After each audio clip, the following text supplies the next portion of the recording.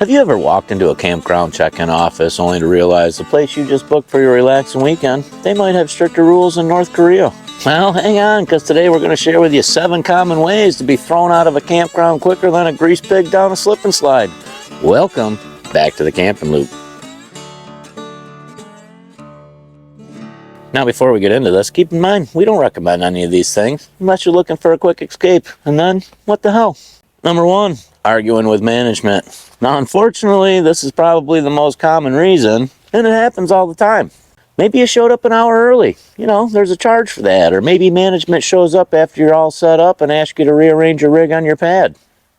Now, unfortunately, there's a lot of campgrounds out there where either the owner or the management, they might seem a bit unreasonable, and starting an argument with them when they come to ask you to turn down your tunes, that's probably not a good idea. Now, most campgrounds have that little fine print down deep in the rules that says they can ask you to leave at any time for any reason, and unfortunately, we've seen it happen, and most times, they're not going to issue you a refund. Now, I know, obviously sometimes tempers can get the best of anyone, but the last thing you guys really want is for you or your family's weekend to be completely ruined by a silly argument, or if you're just traveling through the area, you don't want to have to scramble around and try to find something last minute. If you guys ever do have a problem with the owner or the management, be respectful. 9 times out of 10, you're going to get a lot farther and get what you need. Number 2, having a junky camper. Now, let's get real here, guys. If you pull into a campground looking like you just got your trailer out of a junkyard, you're probably asking for it. If your rig needs 4 or 5 rolls of duct tape to hold it together or 2 or 3 tarps on the roof to keep it from leaking, you're probably creating maybe a bit of an eyesore for your neighbors. Now, I'm sure you could get away with this at a state park for a weekend, but there's a lot of RV resorts out there that's certainly not going to let this fly. Some of them even like to have what they call a 10-year rule.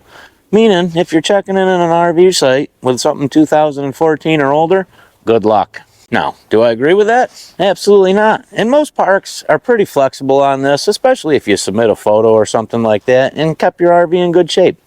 Remember, first impressions are everything, and if people are pointing and gawking and talking about your RV, you might be asked to leave quicker than a one-legged duck can swim in a circle. Third reason to get booted? Not supervising your own kids.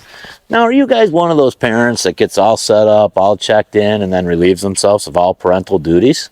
You know, the ones that let their kids run amok all over the campground all hours of the night while they're over at the neighbor's house tossing a few back. Well, I hate to break it to you, but most likely your kids are over at the playground initiating a game of survival of the fittest with the kids from the other loop. And next thing you know, there's flaming marshmallows flying through the air. I know last year we had the pleasure of being across the street from 2 couples that had, 4 or 5 fun killers between the 2 of them. Well, they decided to go out for a walk, of course without the kids, and when they're gone, they decided to start burning garbage. Well, just so happened that a whipped cream can was in there from earlier, and let me tell you, it sounded like a bomb went off. Now, thankfully, nobody was hurt, nobody was burned, but it could have been pretty bad. And I guess it wasn't the first issue that the campground had with this couple, and sure enough, they were gone the very next morning. Number 4 way to get the boot out of the campground? Acting entitled. You know, running around like you own the place or something. Now, you guys know the type. They show up all hours of the night, flashing their high beams all over the place, completely ignoring quiet hours, and certainly causing a scene. Now, I certainly would never recommend approaching the owners or even management like they owe you something. You're not a VIP guest at a resort. If you guys start right up with them with demands like it's their job to accommodate your every whim, brace yourself for a reality check. Remember, this isn't a 5-star hotel. It's the wilderness, and if they tell you no or ask you to do something different, don't stomp away like a child. Go back to your site and enjoy your weekend. Over the summer, we were behind this cuckoo lady who was in front of us and completely outraged about the amount of pine needles on her site and her picnic table, and immediately wanted somebody over there to clean them up. It's like, come on, lady, get the hell out of my way. Do you absolutely hate camping, or are you just here to complain? Anyway, acting like a 2-year-old, always complaining to management, that might find you on the other side of the gate. Number 5, e-bikes or even e-scooters.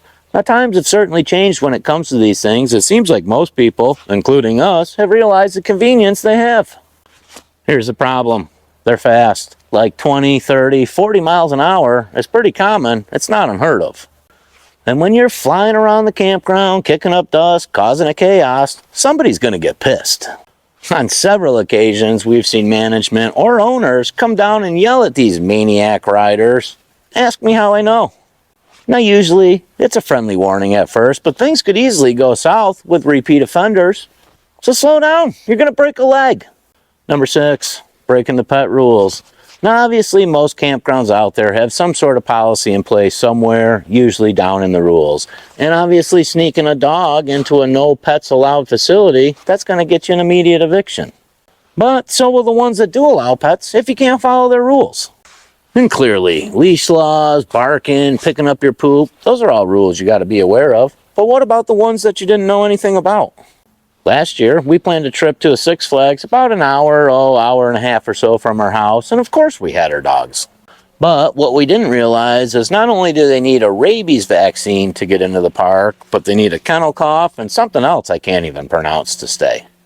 Well, here's the thing. They never had the 3rd shot that was required for them to stay. So what did we do? We snuck them in.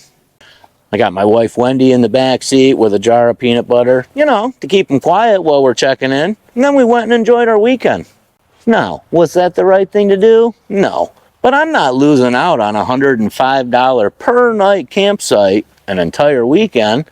And obviously, I get it. If they caught us, we probably would have been asked to leave.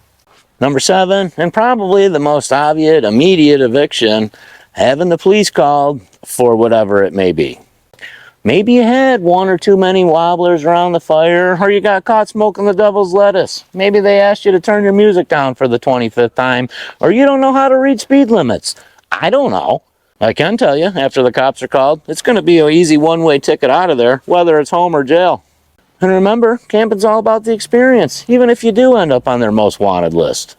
Don't forget to comment down below any camping nightmares you guys might have had. And when you're there, go ahead and hit that like button for me and subscribe. For more shady campground advice. As always, we appreciate you guys watching. We'll catch you in the next one.